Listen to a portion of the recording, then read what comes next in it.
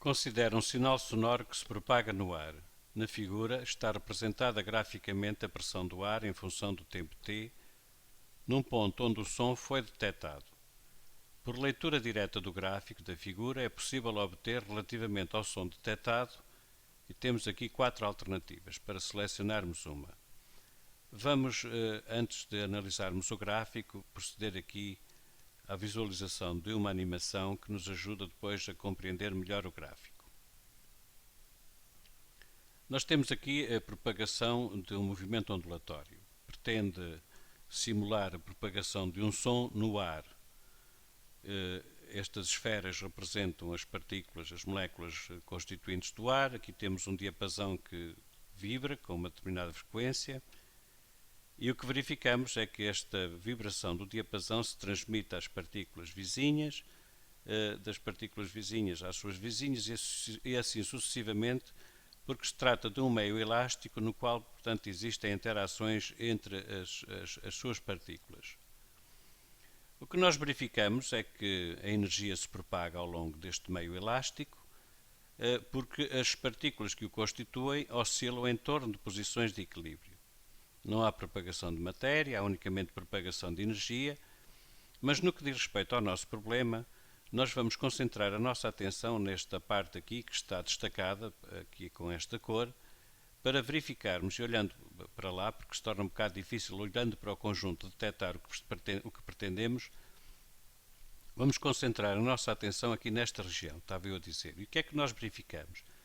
Verificamos que há periodicamente um adensamento e uma rarefação de partículas, ou seja, num determinado ponto do espaço aqui, ele vai sofrer abaixamentos de pressão e aumentos de pressão em relação ao momento em que, digamos, o diapasão não oscila.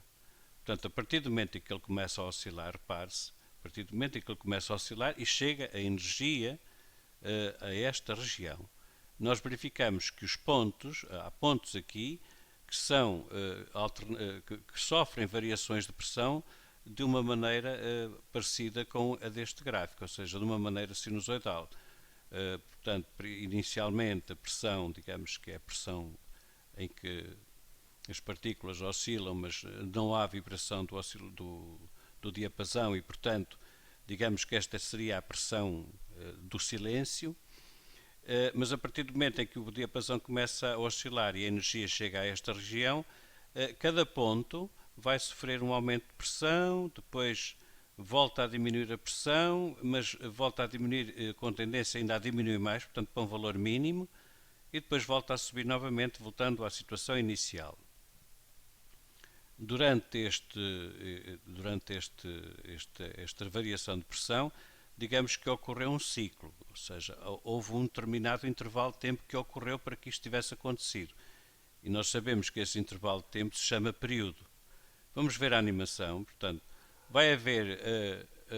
cada ponto do espaço vai ser afetado por variação de pressão e essa variação de pressão está aqui traduzida através deste gráfico. Repetindo novamente, este ponto corresponde a uma pressão em que o osciloscópio não está a oscilar. Depois, a pressão neste ponto vai aumentando. Porquê? Porque se vai dando um adensamento de partículas nessa região. A pressão passa por um máximo positivo, mas depois, logo seguidamente, começa a diminuir. Passa pela pressão de referência, pela pressão que existia no meio antes do diapasão estar a oscilar, vai começar a diminuir e passa por um máximo, digamos, negativo. Que não é um máximo negativo, quer dizer, em relação à pressão de referência será. A partir do momento deste máximo negativo, a pressão vai aumentar novamente e o ponto volta a ter a pressão que tinha no início deste ciclo. Portanto, se isto aqui é uma escala de tempo, desde este instante até este ocorreu uma variação, ou seja, um ciclo de pressão, ou seja, isto corresponde ao período do movimento ondulatório. Vamos então ver o nosso esquema. Nós temos aqui o gráfico, o que é que aconteceu à pressão num determinado ponto, passou por um valor mínimo, depois começou a aumentar, voltou a passar pela pressão de referência, depois ficou com o valor máximo e voltou novamente a diminuir, passando pelo valor que tinha inicialmente, antes do ciclo. Se nós fizermos aqui tracejado a interseção do gráfico, portanto, aqui do eixo das ordenadas com o eixo das abscissas, nós verificamos que corresponde aqui a um tempo de 2 milissegundos. E é o quê? É o período do movimento ondulatório. Portanto, por leitura direta do gráfico da figura, é possível obter relativamente ao som detectado o comprimento de onda? Não, porque para ser o comprimento de onda tínhamos que ter aqui pelo menos esta dimensão em unidades de comprimento. A velocidade de propagação, pelo argumento anterior, devíamos ter aqui metros por segundo, por exemplo, porque é por leitura direta. Então, claro que já vimos que por leitura direta nós conseguimos descobrir qual é o período do movimento. Claro que período e frequência são um inverso um do outro. Poderíamos ser tentados a dizer que era a frequência. Não, não, porque é por leitura direta. E o que está aqui no gráfico não são frequências, é tempo. É tempo e, portanto, o que se lê aqui diretamente é o período do movimento ondulatório.